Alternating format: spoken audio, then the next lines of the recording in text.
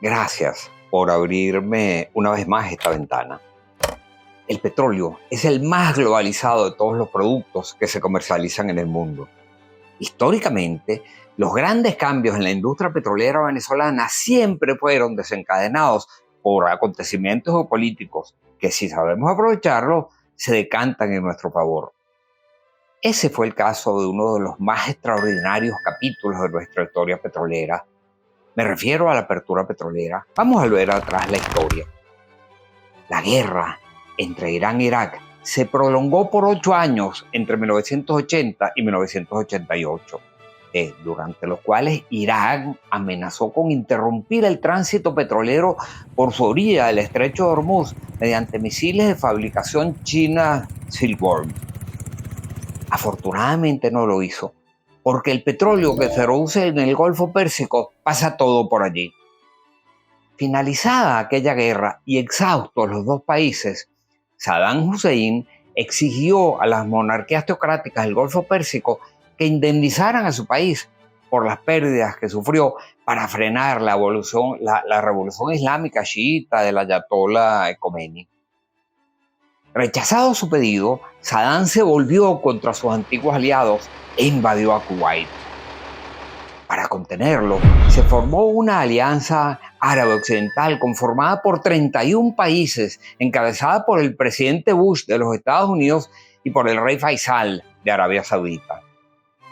Saddam fue expulsado de Kuwait en una épica operación conocida como Tormenta del Desierto.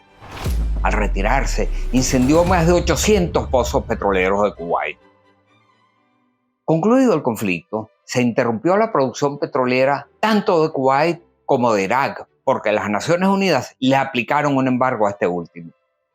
El mundo se vio entonces privado de más de 3 millones de barriles diarios de petróleo, lo cual desarticuló los mercados. Como siempre, y cada vez que había una crisis en el mundo, en el Medio Oriente ocurría, el mundo volteó la mirada hacia Venezuela, que por no estar involucrada en los conflictos históricos religiosos del Medio Oriente, siempre acudía en auxilio de un mundo ávido de energía.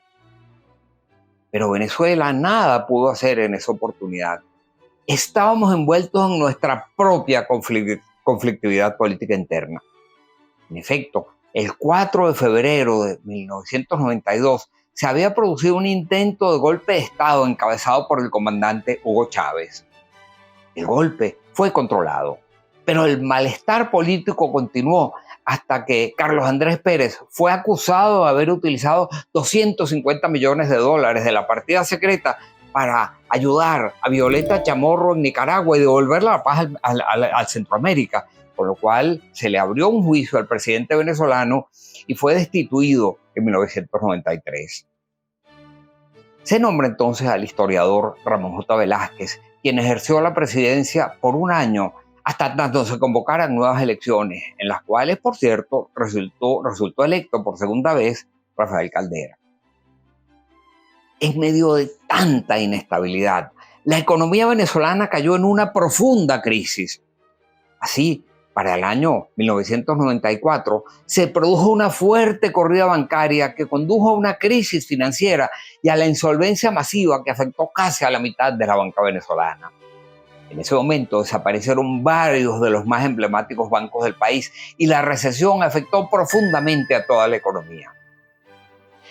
Aquella traumática situación ocurría a pesar de que Venezuela tenía en su subsuelo abundantes reservas de un producto que el mundo necesitaba desesperadamente, el petróleo. Lamentablemente, PDVSA, la casa matriz de la industria petrolera venezolana desde su nacionalización en 1975, estaba atada de manos porque el Estado no estaba en condiciones de realizar las enormes inversiones que se requerían para reactivar el sector petrolero y así aportar los recursos que el país necesitaba con tanta urgencia. Bueno, comenzó PDVSA por pedirle a la Corte Suprema de Justicia que aclarase si existía la posibilidad de atraer inversiones privadas en el sector, pues estas estaban vetadas desde la nacionalización. Finalmente, en una ponencia del magistrado Román Duque Corredor, La Corte estableció los mecanismos a través de los cuales se podían incorporar capitales privados en el sector.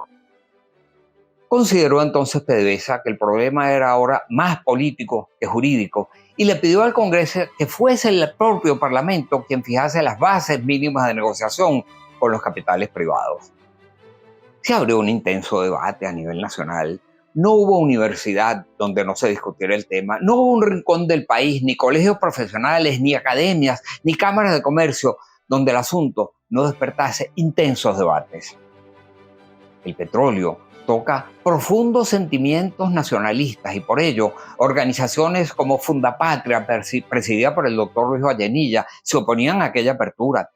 También lo hacía el comandante Hugo Chávez y Alí Rodríguez, que presidía la Comisión de Energía y Minas de la Cámara de Diputados.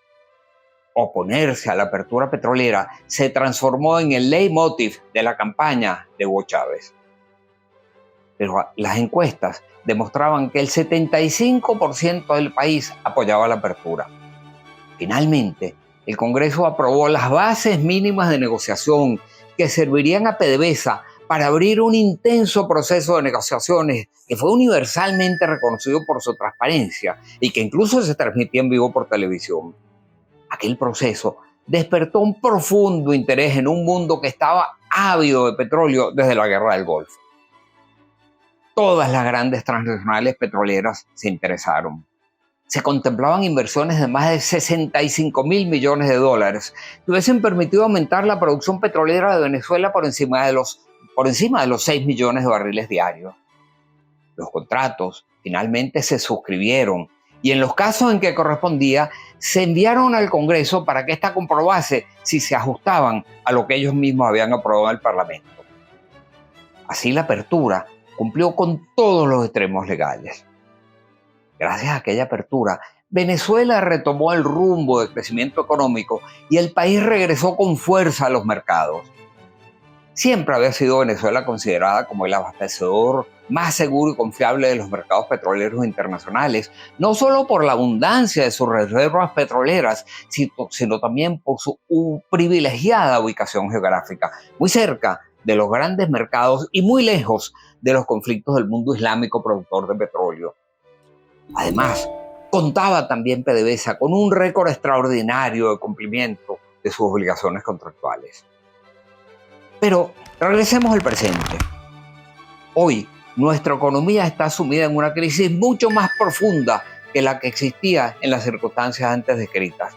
Hoy la situación geopolítica es todavía mucho más tensa. Por una parte, Rusia invadió Ucrania, lo que provocó la exclusión de su petróleo de Europa y en todo Occidente, y ese es el segundo tercer mayor productor de petróleo del mundo. Para colmo de males, el Medio Oriente vuelve a enfrentar uno de sus recurrentes estallidos de violencia a raíz de los ataques terroristas del Hamas contra Israel que tuvieron lugar en octubre del 2023. Lo cual provocó una reacción aún más violenta de Israel, que se está jugando allí su propia existencia, y esa reacción le ha costado la vida a cerca de 30.000 palestinos. Si no se llega a un acuerdo, el conflicto podría extenderse y podría llegar a amenazar la producción petrolera del Golfo Pérsico, lo cual es gravísimo para el mundo. Y como siempre, pues esos mercados petroleros quieren voltear la mirada hacia Venezuela. Ojalá que los venezolanos entendamos que se nos ofrece una nueva oportunidad y que una vez más el petróleo puede dar un aporte decisivo a la solución de nuestra gravísima problemática socioeconómica. Eso sí, para aprovechar esa oportunidad tenemos que olvidarnos de dogmatismos y velar, ante todo, por los intereses de Venezuela. Nosotros no tenemos arte ni parte, como ya se dijo, en los conflictos históricos religiosos del mundo islámico. Menos aún tenemos que ver con los intereses de una facción del Islam como la que impera en Irán. Nuestra idiosincrasia es de origen judeocristiano.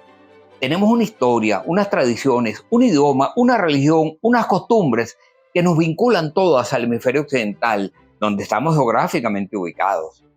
No podemos trasplantar ni física ni culturalmente al país hacia otro continente, claro, para así satisfacer fanatismos políticos de una minoría. Caracas está a 10.000 kilómetros de Moscú y a 12.000 kilómetros de Teherán, de la cual nos separan dos océanos, 12.000 kilómetros y una historia y una cultura totalmente diferentes. Nuestros intereses están de este lado del mundo y en todo caso debemos permanecer neutrales frente a los conflictos que no nos atañen. En un próximo programa me referiré a los alcances que tuvo aquella apertura petrolera y finalmente cómo aquel esfuerzo extraordinario se frustró por razones políticas inauditas.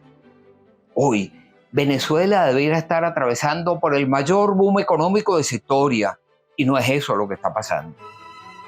Agradezco una vez más haberme abierto esa ventana en sus pantallas y los invito a suscribirse en este canal YouTube donde seguiremos analizando casos del mayor interés para Venezuela.